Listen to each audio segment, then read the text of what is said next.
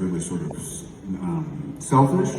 You know what I mean? But everybody has their own process. I remember Dan Lewis, who's infamous for not like when he did My Left Foot, where he plays a paraplegic, that he would have people carry him from his trailer because he would just be in character. And I saw this interview with him, and he said, I really tried to make it not about me. I tried to make it more about the process. And he said, I'm just not skilled enough. I wasn't trained enough as an actor to be able to do it a different way. And I was like, oh, I've never thought about it that way. But this guy is so heartfelt in every single thing that he does. So I just wanted to point that out. What was your question? Oh, right. So Opie. So I did as much reading as I could. Obviously I read all that I could on HA and clubs and stuff like that. And then started playing the role, and I remember I was trying to make some moves and see where the guy was, and then I saw sort of subconsciously that in the pilot that I did this little physicalization that one of my younger brothers does. And I have 3 younger brothers, and one of them, his name is Tad, and he's very, very, very stoic. And he's we call him like the Rock in our family, because he's there, he's the most loyal, he's the most diligent. And I had subconsciously did this little tick that he does. And I went, oh, that's good. And I went, I'm just gonna play some kind of version of my brother. And then you start to pull in different sort of threads of different characters. I remember watching Good Will Hunting, where there was Cole Hauser's character, who in Good Will Hunting, he actually had a bunch of lines that he ended up giving to Casey Affleck. And he was talking with Ben and Matt, and he was like, well, dude, why are you giving all your lines away? And he was like, because with 4 guys, there's always one guy who doesn't say anything. And I went, okay, I'll take that. And then you sort of like loosen up the process. I remember, hearing Johnny Depp once talk about the way that he pulls in things for characters, and he doesn't limit himself. It could be a smell, it could be a song, it could be a picture, it could be a painting, it could be a feeling, or like Matthew McConaughey is sort of infamous for knowing like if he gets angry, he'll read the script when he's angry, and then he'll read the script when he's sad. You sort of, you access these different emotions and you see what resonates with the written word that's in front of you. So, but that's what I did for Opie. If I can interject on this, going back to Charlie, working with Charlie, man, is the most professional cat you're going to meet, man. Yep. So when you want to work with Charlie, you better be ready, brother, because he was always. And one thing he did, he made a standard on the show is, if you were here for me, I'm going to be there for you, whether I'm saying nothing or not, just for an eye line. Now that I carry on to my show now on the Mayans. I say this is how it was with Charlie. This is the way it is now, and I carry that on, brother. I really do. Thank you for that, because he was so very unselfish. And now, the thing is at work, sometimes I gotta go a little late, and they'll come and ask me, hey bro, there's a forced call tomorrow for this guy. It's okay, we let him go. But they ask out of respect, and it's because I brought that onto this show. You dig what I'm saying? So thank you for that, brother. And it's a team sport, Get some people in this business like to, take all the free kicks themselves, but it works best when it's a team sport, and you gotta be there for each other.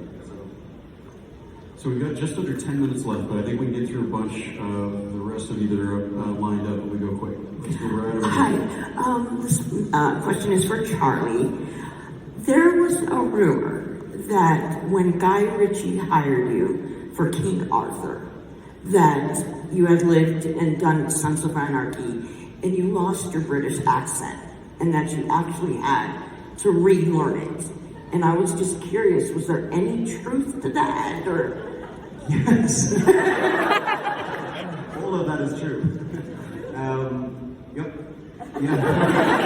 I've been playing Jack Steller for so long, and, trying to be a Californian. I hadn't lived in England for 17 years, and I hadn't worked in an English dialect for, probably 10 years or something. So yeah, it was a little rusty. I had become more American than I was English. Right over here. Hey guys, thank you very much for coming out to Colorado. Appreciate it. Just a super quick question. Are there any, it's a purely hypothetical, of course, are there any dream jobs were to be with a Marvel franchise or a DC franchise, Star Wars, whatever, that you would like to be considered for? They asked my availability next in 2 weeks for when it's out right now. I can't say what it is, so hopefully that goes through because I would love to get into that world, man. You know? Awesome. I would like to play Century. Oh, that's Yes.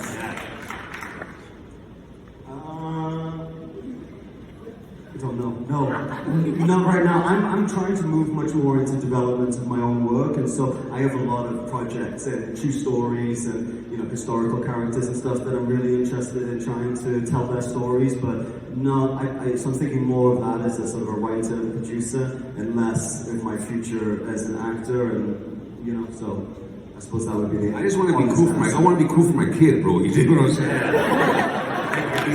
saying? They had called me for a movie called Venom, and they wanted me to audition, and I saw there was like 3 scenes. I go, I'm not going to audition. Just give it to me, and they said no, they want to see you, and I said, and I didn't know who Venom was, so I asked my son who's Venom. He told me about him, and I go, who's the scene with? And then he goes, Tom Hardy, and I go, I'm a fan of Tom Hardy, so and before I left the parking lot, I got the job, but it was just I just want to see if it was see if I would do it or not, and I did. I'm glad I did, man. You know what I'm saying? So I just want to be cool with my kid. I got a 15-year-old at home.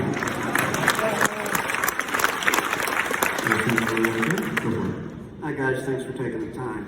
I ran into a gentleman this morning that looked just like Ryan. This is 6 o'clock in the morning. And you look like Ryan, and well, yeah, I get that a lot. My question is, when you guys are out in public and you just want to like chillax, be left alone, and all that, and you get fans that come up to you saying, "You look like Emilio, you look like Charlie," you just like, yeah, I get that a lot. No, that's not me. Or do you? Yeah, that's me. How do you take those situations and react to them?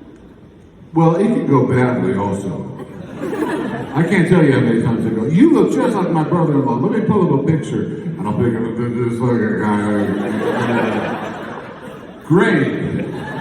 Thank you so much. When they ask me, I say I get that all the time. Just like you do, brother. I was just in Australia, and 3 times in one day, people came up and said, "Are you that guy from that TV show?" And I went, "Oh yeah, the fucking hell Vikings, yeah, I love that show." 3 times in one day.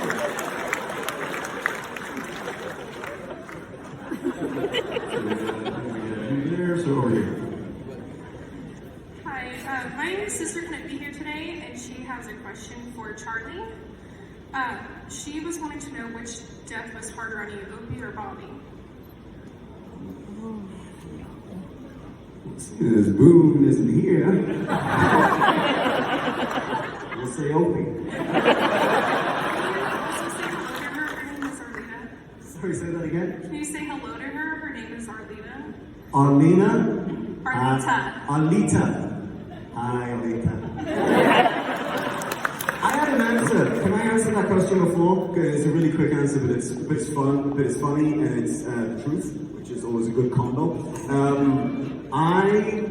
About like the development, I got broken into at about season 4 or something like that, and it was 2 o'clock in the morning, and I'll spare you the details, but it was kind of like minor terrifying, and I am absolutely not equipped to deal with such a situation. But luckily for me, Jax Teller was inside me at that moment. He picked up a machete and went directly at that guy and swung at his head, intentionally missing him, and said, "If you're not out of here in 3 seconds, they'll never find your body."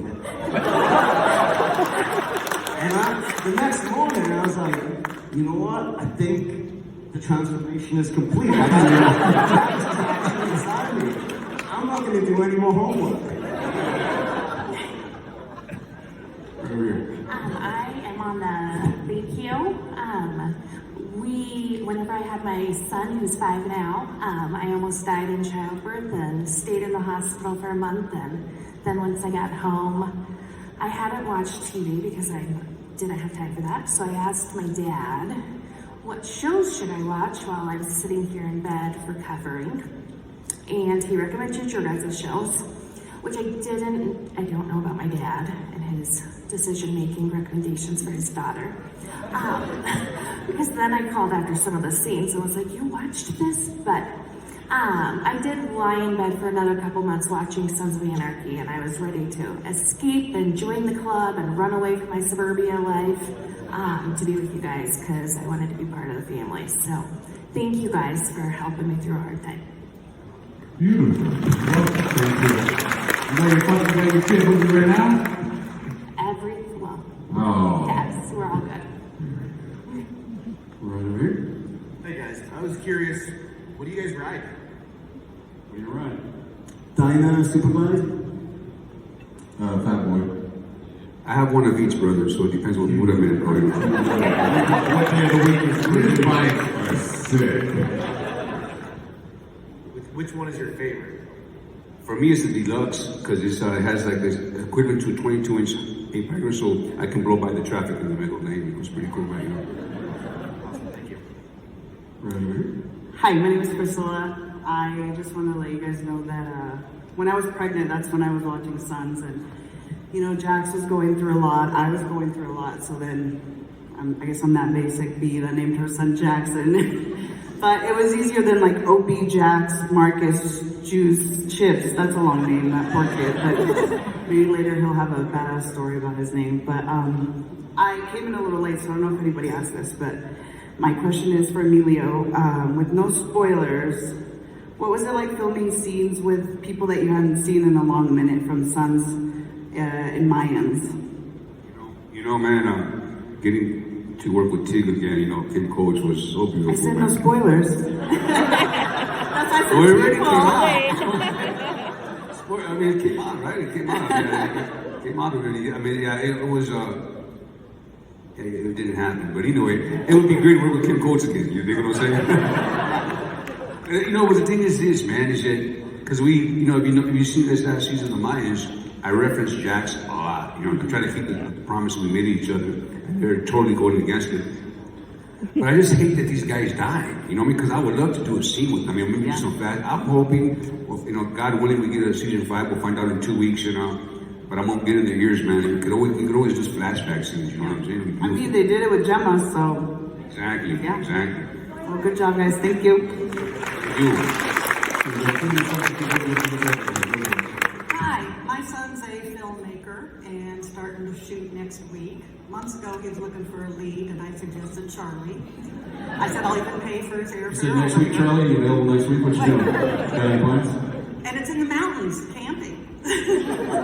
So I said, he's already going to be here. I mean, come on. So anyway, it's all cast and ready to go. But I'm wondering, how about a cameo, a walk-on? Not much. This guy's mom is the most effective Yeah. I'm thinking about the movie, but maybe you can be my new agent. And I do craft services. You're only selling yourself even better. No, I'm making a movie right now, unfortunately, so I don't think I'd be able to make that happen. But please wish your son the best luck. That's exciting, making his first movie. He's a writer-director and trying to get it off the ground. Fantastic. Thank Best you. of luck. I know you guys have these Q&As, and I know we didn't get to do them there for a while, but I'm just kind of curious, what's your favorite story to tell that people don't just ask you the question, they give you the opportunity to tell that story? Untold stories from working on the show that you don't get asked something that gives you an opportunity to tell those stories. And it doesn't even have to be show related, just like, this is my favorite story, it's my best story, nobody ever asks and gives me the opportunity to tell this. No pressure. Yeah, no pressure. Can I put a little twist on it? Sure. When you're working in a scene with somebody, what is it that, whether it's Sons or something else that you're working on, that lets you know that you are locked in with this person, that you guys have kind of a lingua franca going, and the work is just easy?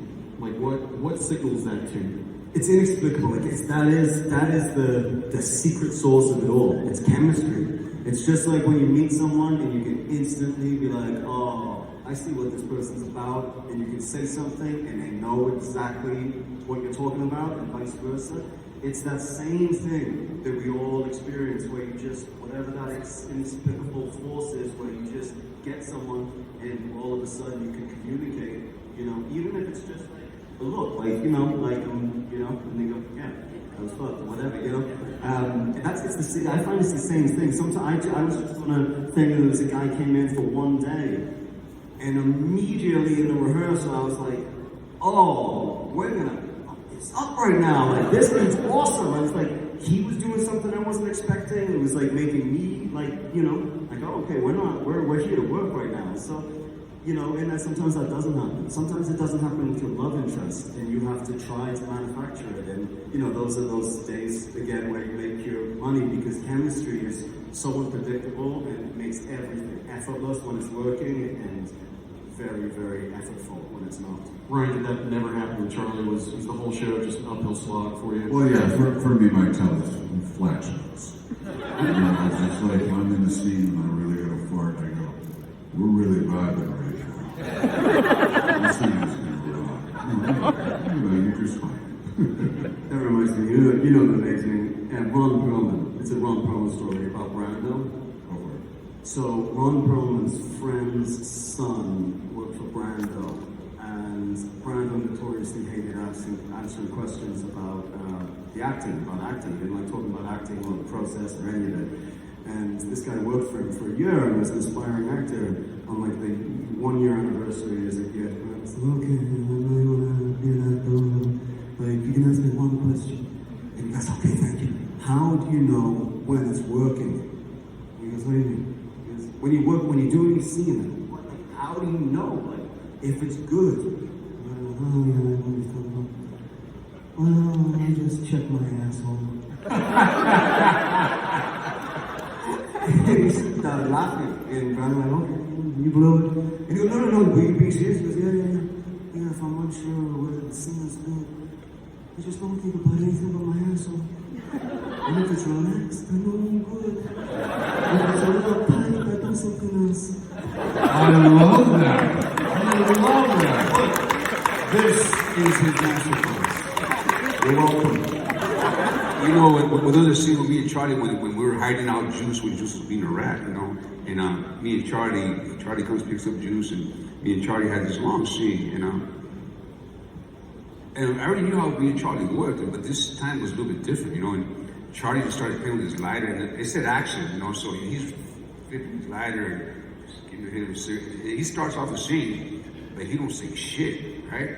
And I'm going like, say your fucking line, bro, because I'm ready to say mine, right? But he just took his time, and I was like I got nervous, you did? But the way they cut it up, it was so beautiful, bro. It was so, one of my favorite seasons of the whole series. It was beautiful, man, yeah. It's just, you never know what they're going to throw at you, and that's the fun part, you know? How was that? Good answer? That was fantastic. There we go. All right, so we got time for this last one, and I got a couple minutes of housekeeping before we go. Go for it. Hey guys, thanks for coming today. Big fan of the show. One of the things that I think is really special about the Sons of Anarchy, I think it reflects a broader cultural narrative of having extremely masculine characters that also lean in hard to their vulnerability. I think that's something that's shifting. Like in the past with actors, they were always very masculine, but now there's this increased balance of that. And I think Sons of Anarchy, one of the reasons it means so much to people is because you can be a very strong, values-driven man, but also really care about the emotional things in your life. So I'm just curious, as actors and as artists, how do you think about that? How aware of that are you? And does that mean something to each of you? Well, I think it's sort of a natural instinct for a lot of actors, which is like, even if it's written very extreme one way, is that an actor's, you know, intuition always wants to try to find some way to force it back to balance, to be balanced out. And I think we all had that instinct that we, you know, I mean, it was obviously there in the writing, but there was a lot of testosterone flying around that set. But all of us felt, you know, we're all artists. So at the end of the day, there was large amounts of heart and soul and pathos that we were trying to like infuse into these characters who can seem like larger than life. And the actors do that a lot of the time. you know, and you see it more and more in more extreme sort of like, you know, Marvel stories, which is, you know, you want to see how Anakin became Darth Vader. You want to, you know, you want to understand the humanity of the darkest corners. So that was sort of something that we all gravitated towards, but also just like the innate sense that we had of brotherhood amongst one another. Really, sort of was a heart opener that Kurt kind of began to tap into, to not just see these guys as a bunch of leather-clad, you know, sons of veterans. Is that there was a genuine soul connection happening. So I don't know if that answers your question, but that's what you hear.